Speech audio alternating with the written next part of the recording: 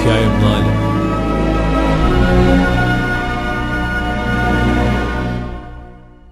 അങ്ങനെ ശലോമോൻ രാജാവ് എല്ലാ ഇസ്രായേലിനും രാജാവായി.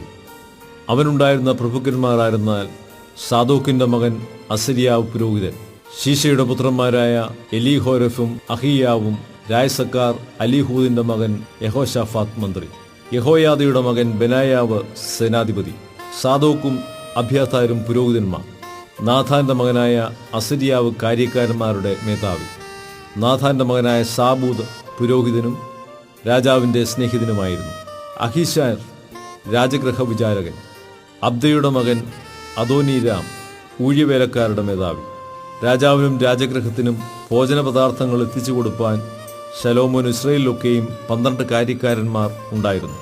അവരിൽ ഓരോരുത്തൻ ആണ്ടിൽ ഓരോ മാസത്തേക്ക് ഭോജനപദാർത്ഥങ്ങൾ എത്തിച്ചു കൊടുക്കും.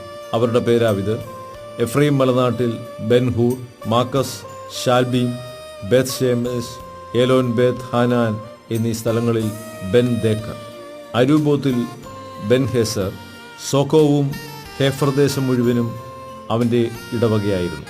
നാഫത്തൂറിൽ ബെൻ അബിനാദാബ്, അവന് ശലോമോന്റെ മകളായ താഫത്ത് ഭാര്യയായിരുന്നു.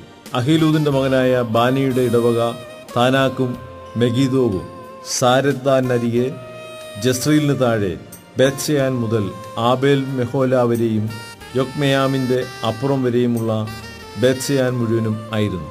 ഗിലിയാദിലെ രാമോത്തിൽ ബെൻ ഗേബർ, അവന്റെ ഇടവക മനശ്ശയുടെ മകനായ യായീരിന് ഗിലിയാദിലുള്ള പട്ടണങ്ങളും മതിലുകളും ചെമ്പോടോമ്പലുകളും ഉള്ള 60 വലിയ പട്ടണങ്ങൾ ഉൾപ്പെട്ട ബാശാനിലെ അർഗോബ് ദേശവും ആയിരുന്നു.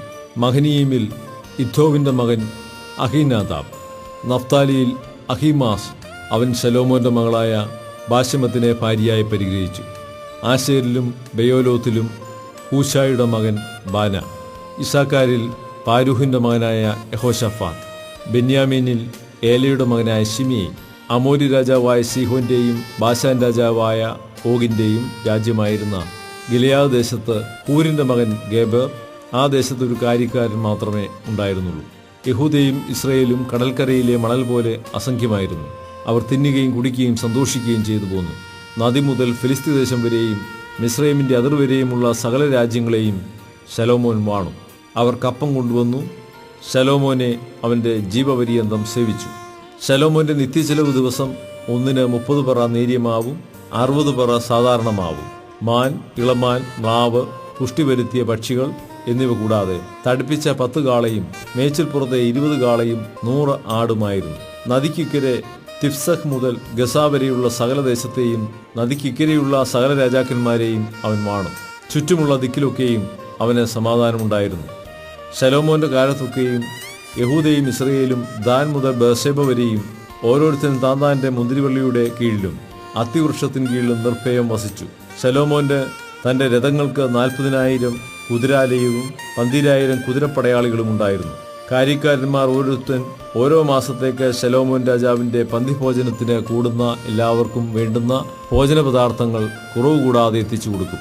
അവർ കുതിരകൾക്കും തുരകങ്ങൾക്കും വേണ്ടുന്ന യവവും വൈക്കോലും താന്താന്റെ മുറപ്രകാരം അവനിരിക്കുന്ന സ്ഥലങ്ങളിൽ എത്തിച്ചു കൊടുക്കും. ദൈവം ശലോമോന് ഏറ്റവും വളരെ ജ്ഞാനവും ബുദ്ധിയും കടൽക്കരയിലെ മണൽ പോലെ ഹൃദയവിശാലതയും കൊടുത്തു. സകല പൂർവ്വ ദിഗ്വാസികളുടെയും ജ്ഞാനത്തെക്കാളും മിസ്രൈമ്യരുടെ സകല ജ്ഞാനത്തെക്കാളും ശലോമോന്റെ ജ്ഞാനം ശ്രേഷ്ഠമായിരുന്നു.